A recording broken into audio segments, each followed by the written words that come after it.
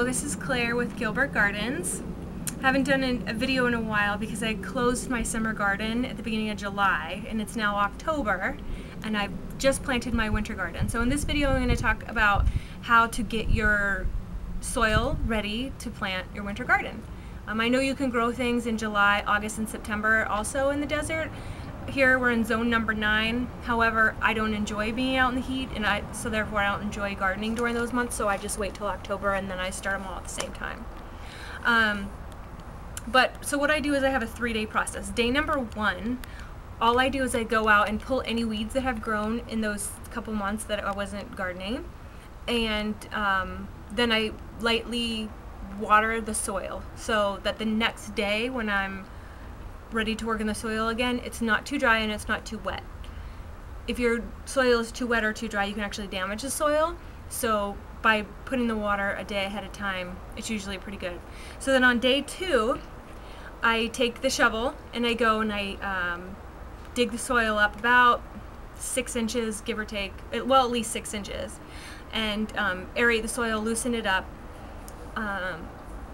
and that takes a good amount of time. And then if I have my compost on day 2, I'll also go put the compost on the soil. You want to have a really good organic compost. That's the most important thing, because that's going to feed your plants and help them grow. If you don't have that, I mean, your plants might not even grow, and if they do, they're not going to grow very well. So you want at least 2 inches of compost. This is the stuff I use right here. I get this at the A&P nursery, which I usually get all of my stuff there. But it's a really good organic material for the soil. So you want to have about 2 inches of that. And then you go ahead and mix that in with your existing soil. So when I mix it in, I use my hands. I don't use gloves or anything, no rake. I feel like if I get in there with my hands, I can break up any clumps in the soil and really mix it in. If there's any rocks that have collected in the soil, I can take those out.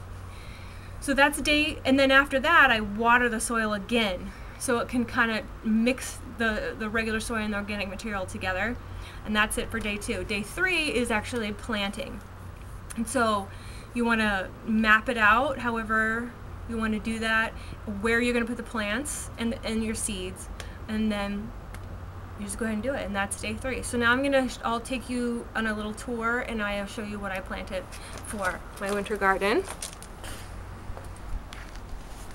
Now let's start here. These are strawberries. This is a good time to plant strawberries here in Gilbert, we're right outside of Phoenix, Arizona. They won't, grow actually any strawberries, but they'll have a chance for the roots to spread during the winter, and then come spring we'll get some strawberries. These plants, if you watch any of my previous videos, these are the banana peppers that have been here over a year, and the way they have survived is I planted these right where the air conditioning drips out, so even when I'm not gardening they still get a little bit of water, and I'm still eating banana peppers. So I don't know how long they're gonna last. We'll see. That's our little experiment. Alright, so that's just the side of the yard. There's not as much sun over here, so I had a hard time deciding what I was going to plant, but I went with the strawberries because, they're going to be all winter anyways, just kind of growing their roots. Maybe they won't need as much sun. Over here we have broccoli. I didn't start those from seeds.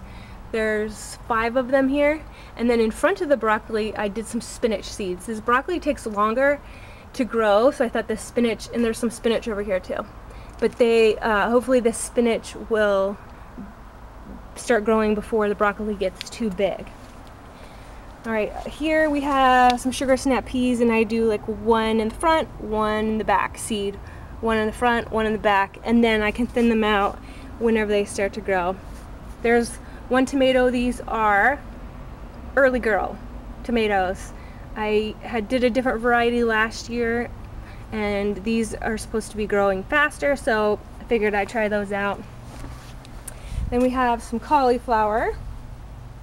Last year I had these into different locations, so I'm trying to move them around each season. You don't want to put your plants in the same spot each year because they take the different nutrients from the ground, so you want to rotate your plants.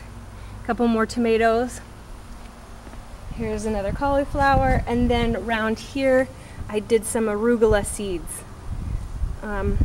going this way.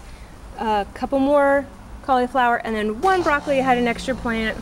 And then in this area over here, this area does not get that much sun. There's a big ficus tree right here.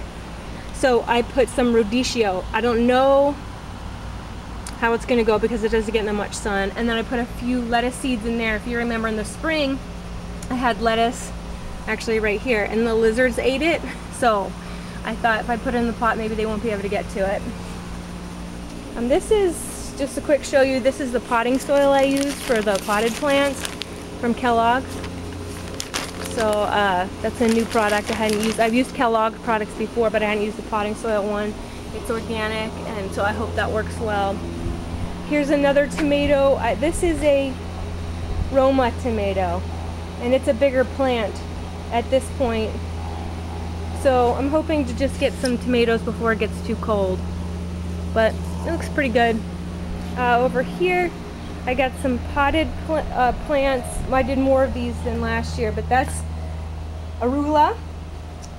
And here I put, since I have this pool here from the pool fence, there's a couple snap peas that are in the corner, and I was hoping to grow them up here. And then on the side is more spinach, and both of these pots are the same. And then I did my herbs going across here.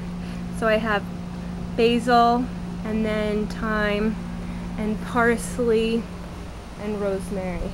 Put these close to the back door so I can just grab them easily. Of course, I try and add a couple flowers. And then one more section of the garden I try and use in most areas I can around outside. And this area I did carrots. There's 2 rows of carrots, one in the front, one in the back. And I read on the seed packet that you can start your row with a couple radishes because carrots don't pop out for a long time. So I put radishes right at the beginning of each row, and those should grow first. And radishes grow super quickly. So by the time those grow, when I pick them, the carrots should start growing. And then there's a couple radishes on the other side too. So that's it. That's my backyard garden, and I'll keep you updated on how things go. This is just the very beginning. Thanks for watching.